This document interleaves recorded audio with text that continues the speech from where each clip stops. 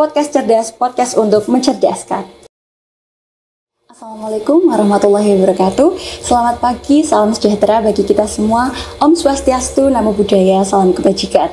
Kembali lagi pada podcast UNW bersama saya Fauziah Citra Rahmi, mahasiswi S1 Keperawatan Universitas Ngudi Waluyo. Pada kesempatan kali ini, kita akan mengupas tuntas mengenai laboratorium yang ada di Universitas Ngudi Waluyo. Kami pun telah mendatangkan narasumber Ibu Trimawati selaku KUPT Lab di Universitas Ngudi Waluyo. Selamat pagi Ibu Trimawati. Selamat pagi Mbak Citra. Apa kabar hari ini Bu? Alhamdulillah baik ya. Cerah gitu ya. Alhamdulillah.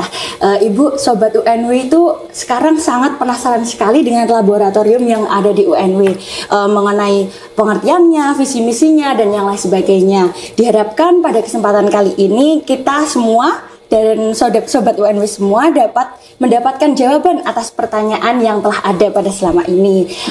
Bisa dijelaskan Ibu pengertian dari laboratorium itu sendiri bagaimana? Oh iya, terima kasih Mbak Citra. Jadi secara umum mungkin orang mengenalnya laboratorium itu adalah seperti laboratorium kesehatan gitu ya, yang kita temui untuk pemeriksaan item-item tertentu. Nah ini mungkin agak sedikit berbeda karena laboratorium yang dimaksud ini adalah laboratorium pendidikan gitu ya, karena berada di bawah universitas, di mana ini merupakan salah satu unit penunjang dari kegiatan akademik yang nanti fungsinya adalah kegiatan praktikum, pengujian dengan menggunakan alat dan bahan sederhana yang nanti fungsinya ini bisa buat penelitian, bisa buat pengabdian dan juga kegiatan pendidikan baik buat mahasiswa, dosen ataupun dari pihak luar gitu. Itu secara umum laboratorium pendidikan yang ada di kita itu konsepnya seperti itu. Berarti dapat disimpulkan kalau laboratorium itu sangat luas ya Bu fungsinya ya Bu ya. Iya.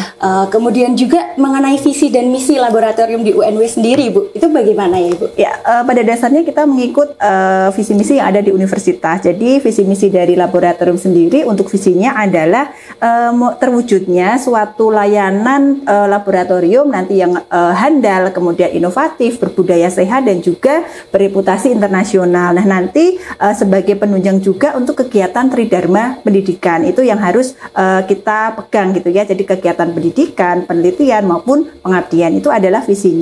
Sedangkan untuk misinya berarti harapan kami di lab ini nanti bisa mengembangkan program UPT, terutama adalah UPT laboratorium sebagai laboratorium uji dan juga kegiatan sentra inovasi teknologi gitu ya. Kemudian yang kedua harapannya misinya bisa menata kelembagaan sesuai dengan yang berlaku di universitas, kemudian menyelenggarakan pelayanan yang berbasis pada sistem jaminan mutu serta mengembangkan standarisasi dan sertifikasi bagi pengelola laboratorium. Itu adalah visi misi dari laboratorium itu sendiri. Oh, berarti visi dan misinya laboratorium di UNW itu sangat sejalan ya Bu dengan visi misi dari kampus dan juga memiliki tujuan jangka pendek maupun jangka panjang ke depannya.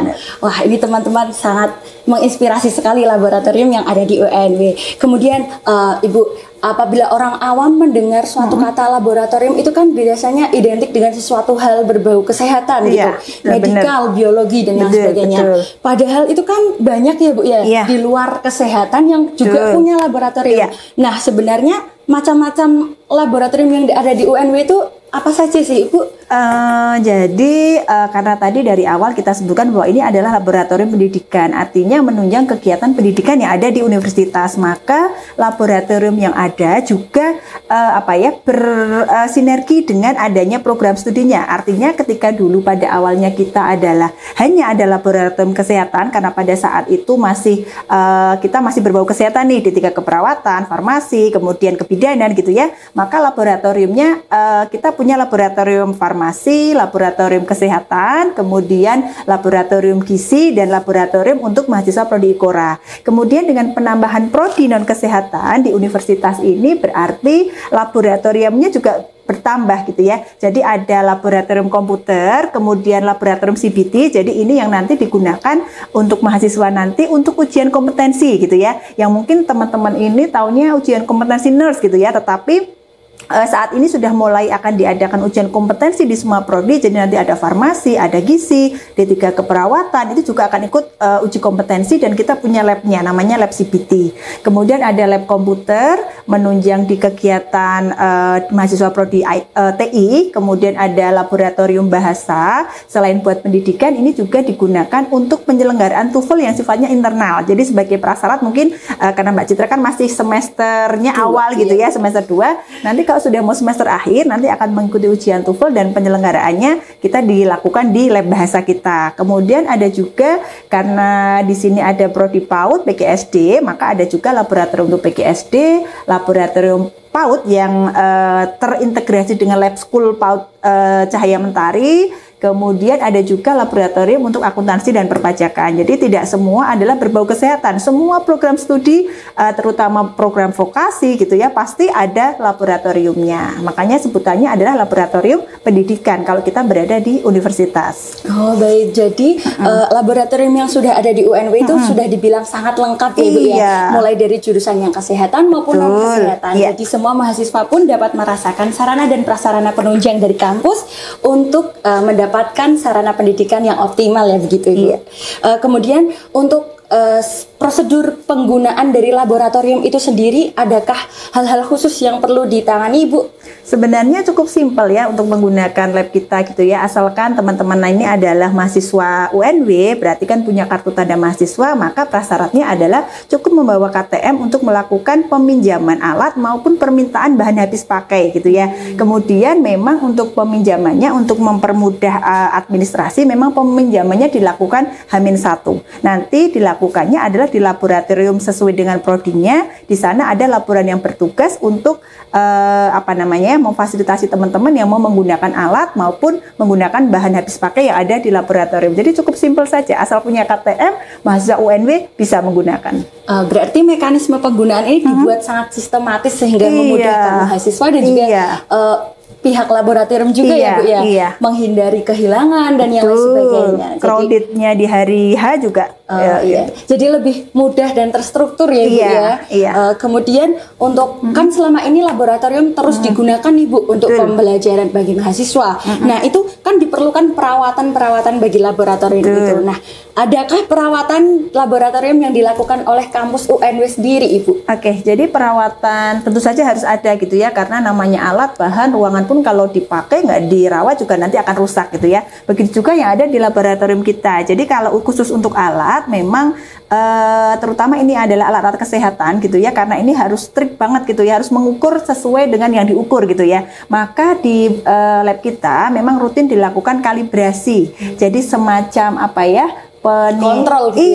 Iya, kalibrasi, dan itu dilakukan oleh pihak luar. Itu harus sudah punya sertifikat untuk melakukan kalibrasi, sehingga ketika itu digunakan untuk mengukur ataupun misalnya tensi saja gitu ya, itu akan menunjukkan hasil yang memang sebenar-benarnya yang ada pada pasien tersebut gitu ya. Kemudian kalau secara umum perawatannya ya tentu saja kaitannya dengan pembersihan dari ruangan, kemudian alat-alat yang baru digunakan, kemudian pada alat-alat yang misalnya jarang dipakai gitu ya, kita selalu melakukan pemanasan. Jadi dinyalakan, kemudian tempo sekian lama baru nanti dimatikan kembali untuk mencegah alat tersebut rusak. Jadi itu secara umum perawatan yang ada di laboratorium UNB. Wah, dapat dipastikan berarti perawatan yang dilakukan oleh tim laboratorium ini sangat luar biasa sekali ya Ibu, menghindari alat-alat yang rusak dan juga tetap menjaga laboratorium berjalan dengan baik sampai nanti karena kan sangat penting ya Ibu ya, untuk mahasiswa itu sendiri. Jadi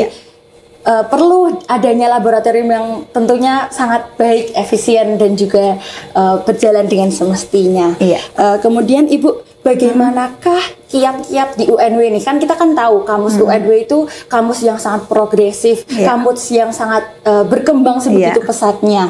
Nah, bagaimana upaya UNW untuk terus menyediakan sarana dan prasarana laboratorium yang memadai agar terus dapat berkembang nih sesuai dengan visi dan misinya? Ya, banyak upaya sih yang sudah dilakukan gitu ya. Artinya kalau kita penyediaan sarana prasarana berarti nanti kan kaitannya ada alat, bahan habis pakai juga gitu ya. Bahwa memang kalau untuk pengajuan alat maupun pengajuan bahan habis pakai ini dilakukan secara rutin. Tiap 1 semester kita pasti ada pengadaan gitu ya. Pengadaan itu memang tidak langsung dalam jangka yang banyak, langsung tidak, tetapi memang kita secara bertahap. Kemudian selain mengandalkan dari dalam, dari universitas juga kita pernah mendapatkan hibah gitu ya. Kita sebutnya pada tahun 2019 itu kita dapat hibah PPPTS gitu ya, Program Pembinaan Perguruan Tinggi Swasta gitu ya. Itu khususnya adalah hibah yang nanti outputnya ini adalah alat-alat laboratorium. Jadi pada tahun 2019 kita salah satu universitas yang dipercaya untuk mendapatkan hibah tersebut. Jadi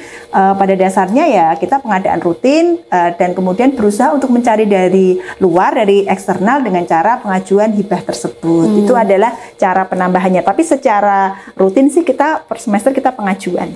Seperti itu ya Bu. Jadi terus berupaya untuk melengkapi sarana dan prasarana. Meskipun sudah baik ini, tetap diusahakan untuk terus lebih baik. Yang penting gitu untuk kepuasan mahasiswa gitu ya. Dan keefisienan untuk belajar. Betul. Nah, ngomong-ngomong berkaitan dengan efisien nih Bu.